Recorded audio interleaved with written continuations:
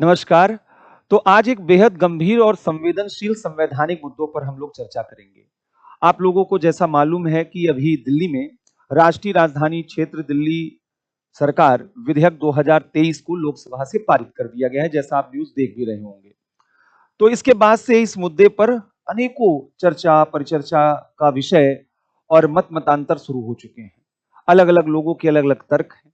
केंद्र की बीजेपी सरकार और उसके समर्थक लोगों का मानना है कि केंद्र का तो दिल्ली पर नियंत्रण होना ही चाहिए। जहां पर राष्ट्रपति भवन है, जहां पर प्रधानमंत्री आवास है, जहां अलग-अलग मंत्रालय हैं, दूतावास हैं, ऐसे यूनियन टेरिटरी में केंद्र के नियंत्रण के बिना अगर चीजें होंगी तो यह बेहतर नहीं संकेत होगा। और दूसरी तरफ दिल्ली की आप पार्टी की सरकार और उनके समर्थकों का यह मानना है कि यह एक दिल्ली की निर्वाचित सरकार को स्वतंत्र रूप में कार्य करने से रोकने का एक यह प्रावधान है। कहीं ना कहीं यह लोकतंत्र के मूल ढांचे और मूल भावना के ही खिलाफ है। तो आखिर यह पूरा मुद्दा क्या है और इसके क्या संवैधानिक वैधानिक प्रावधान है, आज की इस चर्चा में हम लोग एक एक करके देखेंगे। पहले हम लोग बुनियादी चीजों से शुरू करते हैं। बुनियादी बात यह है कि राष्ट्रीय राजधानी क्षेत्र दिल्ली सरकार संशोधन विधेयक 2023 आखिर ये क्यों आया है।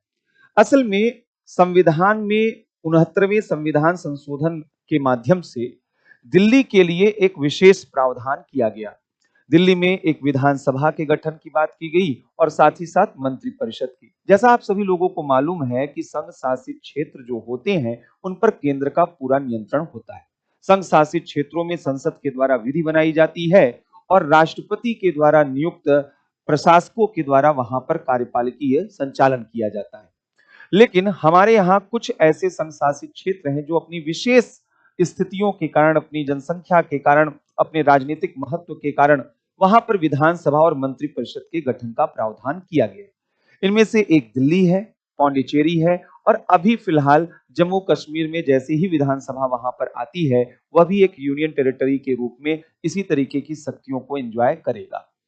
अब सवाल यह है कि जब से दिल्ली और पौंडीचेरी जैसे यूनियन टेरिटरीज को वह थोड़ा सा ऑटोनॉमी दिया गया है, अन्य राज्यों की तुलना में थोड़ा सापेक्ष एक स्वायत्तता देने की कोशिश की जा रही है अन्य यूनियन टेरिटरीज के सापेक्ष, तो ऐसे में कुछ विवाद उत्पन्न हो रहे हैं।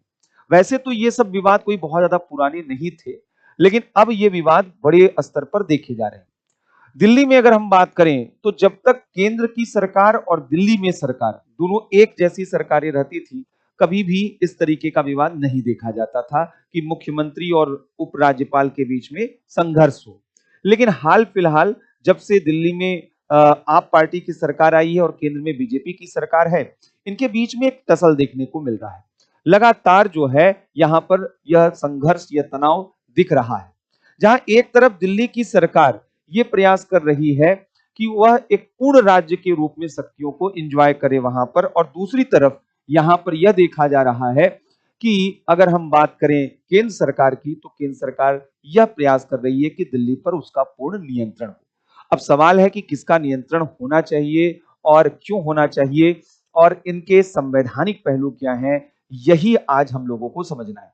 अब आइए पहले यह जो संशोधन विधेयक लाया जा रहा है, यह संशोधन विधेयक के बारे में समझते हैं। असल में 1991 में राष्ट्रीय राजधानी क्षेत्र दिल्ली सरकार अधिनियम 1991 निर्मित किया गया, जिसके तहत वहां की सरकार के संबंध में उनके कामकाज के बारे में प्रावधान किया गया। वहां पर बताया गया कि एक वहां पर उपराज्यपाल और उपराज्यपाल की सहायता और सलाह के लिए मंत्रिपरिषद होगा। ये जो मंत्रिपरिषद होगा उसकी सहायता और सलाह के अनुसार उपराज्यपाल काम करेंगे। यहाँ संविधान के तहत, कानून के तहत यह प्रावधान किया गया कि कुछ जगहों पर उपराज्यपाल को विवेक के अनुसार कार्य करने की आजादी है, तो अन्य मामलों में यह बोला गया कि वह मुख्यमंत्री और मंत्रिपरिषद की सहायता और सलाह के अनुसार कार्य करेंगे। शुरुआत में हमने जैसा बताया कि किसी तरीके का कोई कॉन्फ्लिक्ट नहीं रहा है, लेकिन अभी जब दो अलग अलग दल की सरकारें केंद्र और दिल्ली यूनियन टेरिटरीज में है, तब से यह विवाद, यह संघर्ष बहुत तेजी के साथ बढ़ा है। और ताजा तरीन विवाद इस विधेयक को लेकर हो रहा है जो अभी लोकसभा में पारित हुआ है और राज्यसभा में पारित होने वाला है। अब इस विधेयक के प्रावधानों को थोड़ा सा पहले आप समझिएगा, तब इसके बाद आप इस पूरे डिबेट को असल मायने में समझ पाएंगे। अगर इसके प्रावधान की बात करें तो यह जो प्रस्तावित विधेयक है, एक राष्ट्रीय राजधानी लोक सेवा प्राधिकरण के लिए यहाँ पर प्रावधान करता है कि एक राष्ट्रीय राजधानी यहाँ पर जो है वह बनाया जाएगा, लोक सेवा प्राधिकरण, एक अथॉरिटी बनाया जाएगा जिसमें मुख्यमंत्री होंगे, मुख्य सचिव दिल्ली के होंगे और प्रधान गृह सचिव दिल्ली के होंगे। इसमें एक चीज और समझ लीजिएगा, मुख्य सचिव और प्रधान गृह सचिव इस प्राधिकरण में जो होंगे, इन्हें केंद्र सरकार के द्वारा नियुक्त किया जाएगा, यानी केंद्र के व्यक्ति होंगे।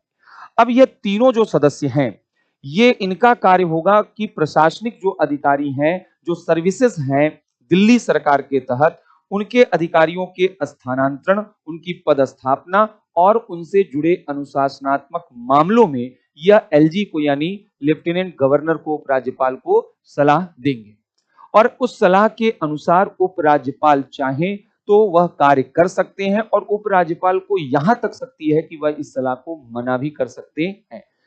लेकिन यहां पर जो डिबेट है अभी उस पर बात करेंगे, लेकिन पहली चीज हमें यह समझना होगा कि एक प्राधिकरण यहां पर बनाया जा रहा है। अब प्राधिकरण की सलाह पर ही सर्विसेज से संबंधित जो डिसीजन है वो लिए जाएंगे।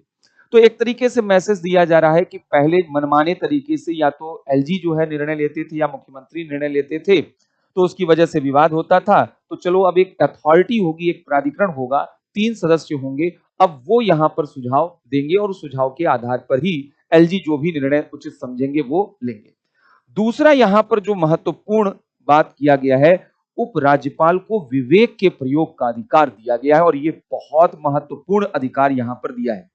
यहां पर एक तो प्राधिकरण द्वारा जो सुझाए गए मामले हैं उस पर निर्णय कौन लेगा, उपराज्यपाल लेंगे और इनके साथ साथ उपराज्यपाल दिल्ली विधानसभा को आहूत कर सकते हैं, स्थगित कर सकते हैं और भंग करने, इन तीनों के संदर्भ में आहूत करने, स्थगित करने, भंग करने में अपने विवेक का इस्तेमाल कर सकते हैं।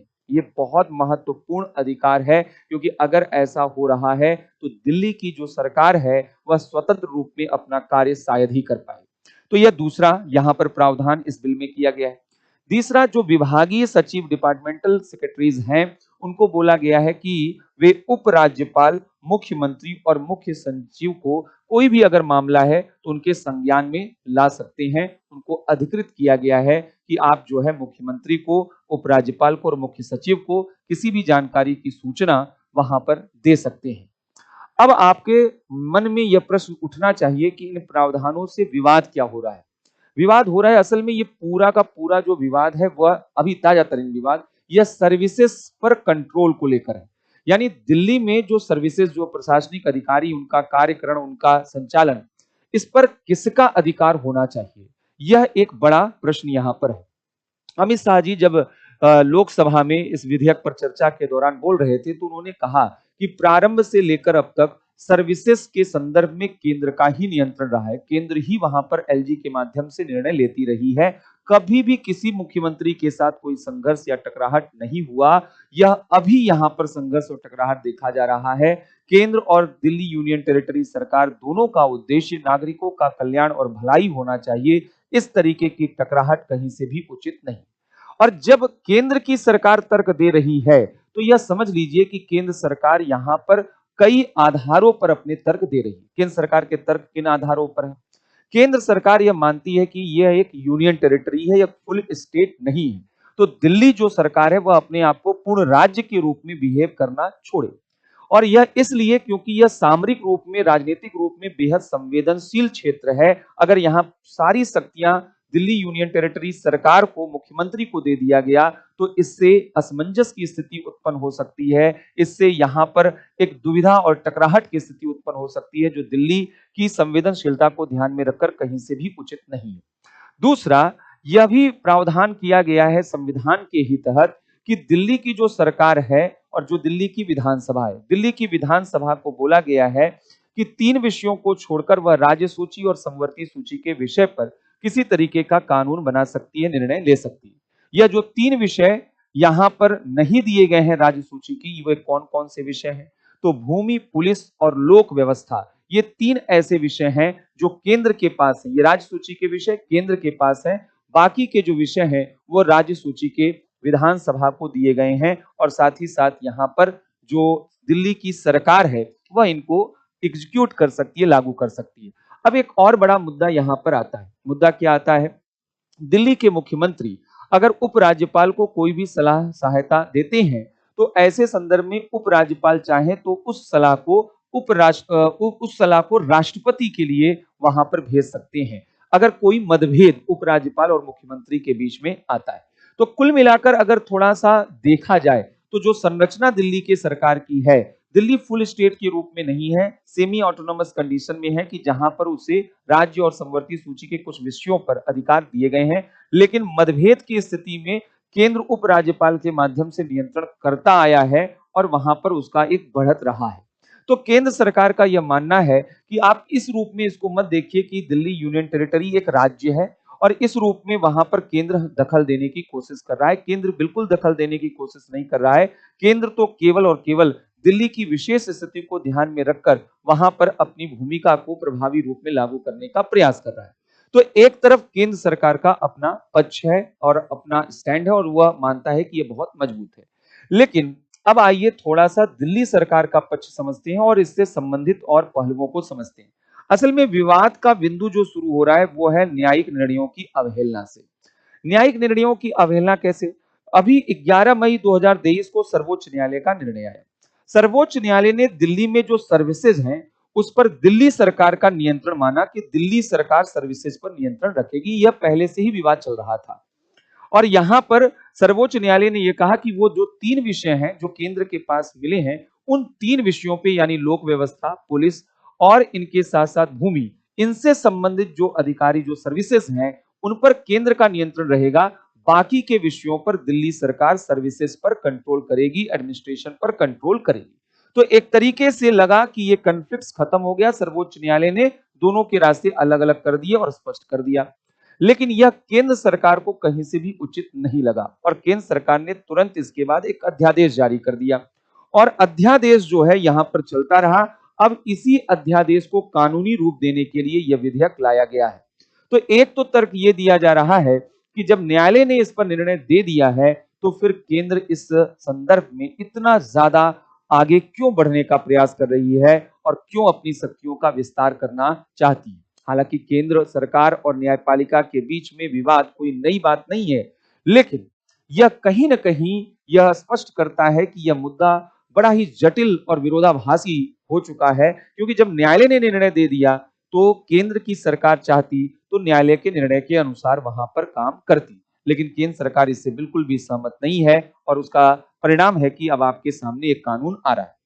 दूसरा, यहां पर एक ट्रिपल चेन ऑफ अकाउंटेबिलिटी है, वो ब्रेक हो रहा है। ट्रिपल चेन ऑफ अकाउंटेबिलिटी का मतलब क्या है? जवाबदेहिता की एक त्रिपक्षीय श्रृंखला जो लोकतंत्र का बुनियाद होता है, वह लोकतंत्र का बुनियाद यहां पे टूट रहा है, जो इस कानून के माध्यम से टूटेगा। अब ऐसा क्यों कहा जा रहा है इसको भी समझिए। बड़ा एक महत्वपूर्ण जो निर्णय सर्वोच्च न्यायालय ने अभी मई 2023 में जो अपना निर्णय दिया था, उसमें एक बहुत महत्वपूर्ण मार्के की बात कही। उन्होंने कहा कि जो सरकारें होती हैं वह त्रिपक्षीय जवाबदेही के फार्मूले से चलती हैं, ट्रिपल जो है चेन ऑफ अकाउंटेबिलिटी से चलती है। ये ट्रिपल चेन क्या है? इन्होंने कहा कि एक तो जो पब्लिक सर्वेंट होते हैं वो मंत्रियों के प्रति जवाबदेह होते हैं, यानी जो एडमिनिस्ट्रेटिव एग्जीक्यूटिव होते हैं वो पॉलिटिकल एग्जीक्यूटिव के लिए रिस्पॉन्सिबल अकाउंटेबल होते हैं, और ये जो मंत्री होते हैं ये विधायिका के प्रति जवाबदेह होते हैं, और जो ये विधायिका है यह जनता यानी मतदाताओं के प्रति जवाबदेह होती है। तो यह त्रिपक्षीय जवाबदेही की श्रृंखला है, लोक सेवक मंत्रियों के लिए, मंत्री विधायिका के लिए, विधायिका मतदाताओं के लिए। और यह जो कानून है यह इसी को भंग कर रहा है, क्योंकि यहां पर लोक सेवक दिल्ली सरकार के मंत्री के प्रति जवाबदेह नहीं हो रहे हैं, क्योंकि यह विधेयक तो कह रहा है कि उपराज्यपाल और उपराज्यपाल के माध्यम से केंद्र सरकार के प्रति ये जवाबदेह हो रहे हैं। ये स्थिति दिल्ली के चुनी हुई निर्वाचित सरकार की धारणा को कमजोर करता है। अब एक तीसरा और बड़ा महत्वपूर्ण मुद्दा यहां पर समझिए। असल में ये पूरा का पूरा जो कानून लाया जा रहा है, इससे दिल्ली की निर्वाचित सरकार बेहद कमजोर हो सकती है, ऐसा बोला जा रहा है। और ये क्यों बोला जा रहा है इसके बारे में एक न्यायिक निर्णय पर और चर्चा कर लेते हैं। असल में राष्ट्रीय राजधानी क्षेत्र सरकार बनाम भारत संघवाद 2018 जब मामला आया था, 2018 में दिल्ली के संदर्भ में सर्वोच्च न्यायालय का एक और हिस्टोरिकल जजमेंट वहां पर आया था। उस निर्णय में सर्वोच्च न्यायालय ने कहा था कि उपराज्यपाल निर्वाचित सरकार के कार्यों में बाधा उत्पन्न नहीं कर सकते हैं। इलेक्टेड गवर्नमेंट डेमोक्रेसी का प्राण होता है और वहां पर किसी तरीके का बाधा उत्पन्न नहीं किया जा सकता। और दूसरा, जनता द्वारा निर्वाचित प्रतिनिधि ही वास्तविक शक्ति धारण करता है, इसलिए उपराज्यपाल निर्णयकर्ता के रूप में नहीं है। ये बहुत स्पष्ट बोला कि उपराज्यपाल पॉलिसी मेकर नहीं है, वो तो केवल सहायता करने की भूमिका में है, वह मेन पावर नहीं है। और इसी चीज को स्पष्ट करते हुए कहा कि उपराज्यपाल के पास स्वतंत्र निर्णय लेने की शक्ति नहीं है, वह मंत्रिपरिषद की सहायता और सलाह के कार्य करने के लिए बाध्य है। लेकिन अब विधानसभा का सत्र आहूत करना हो, सत्र स्थगित करना हो, सत्र को भंग, विधानसभा को भंग करना हो, इन सभी स्थितियों में उपराज्यपाल के पास विवेकाधीन अधिकार आ गए। यानी दिल्ली की सरकार जो है वो बेबस, कमजोर, लाचार यहां पर हो जाएगी। यह निर्वाचित सरकार की धारणा के खिलाफ है, यह लोकतंत्र की बुनियाद के खिलाफ है, जो सर्वोच्च न्यायालय ने अपने निर्णय में कहा हुआ था। क्योंकि अब जो यह कानून लाया जा रहा है, इससे उपराज्यपाल के पास असीमित शक्तियां यहां पर आ जाएंगी और यह खतरा यहां पर आएगा।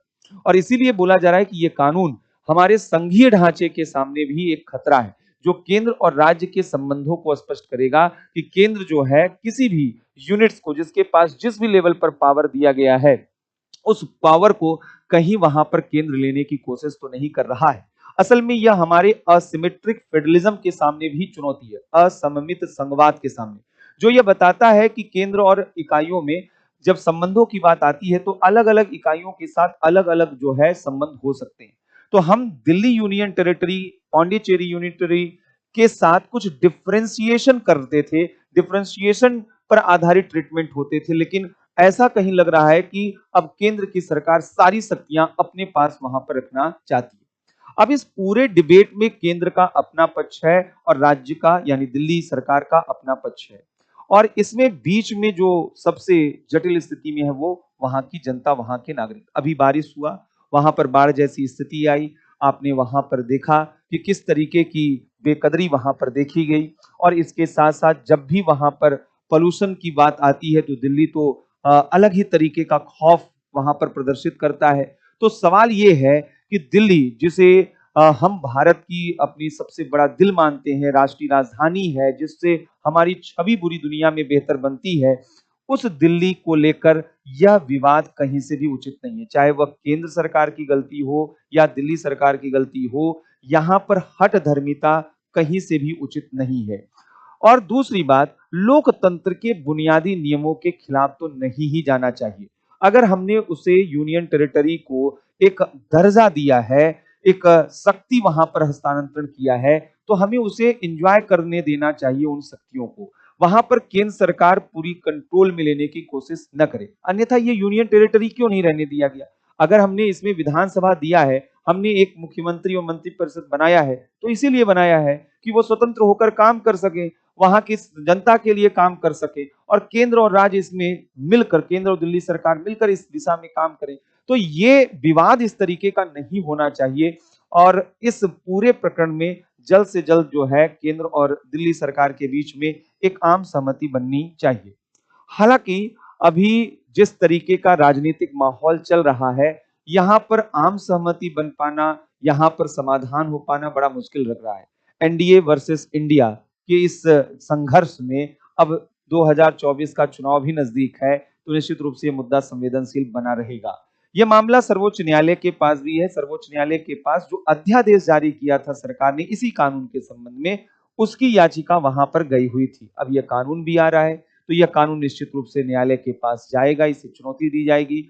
देखने वाली विषय ये होगा कि सर्वोच्च न्यायालय अब क्या स्टैंड इस विषय पर लेता है।